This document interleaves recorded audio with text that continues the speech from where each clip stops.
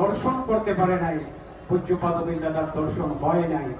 তাই এই জীবনে এই জন্মচক্ষুতে আচার্য যদি দর্শন করতে পারি, পূজ্যপাদ দাদার দর্শন করতে পারি, তবে আমি মনে করব আমার জীবন সার্থক।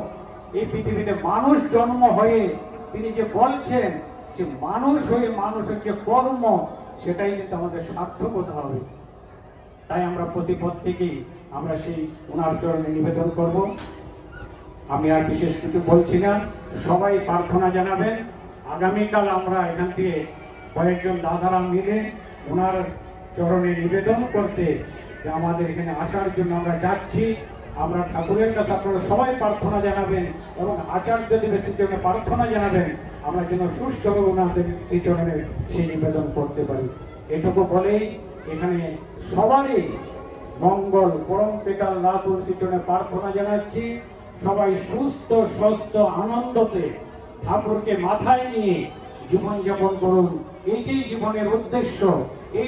এইটুকু সময় বসে আছি আমরা ঠাকুরের সামনে, সবকিছু ভুলে, আর এইটুকুই আমাদের জীবনের কিন্তু আনন্দের মুহূর্ত।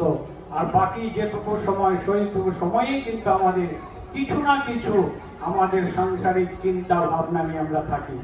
তাই সৎসঙ্গ সর্ববাস, সতে সংযুক্তি তৎপ্রতি সম্পন্ন যারা, তারাই সৎসঙ্গী, আর তাদের মিলন ক্ষেত্র হল সৎসঙ্গ।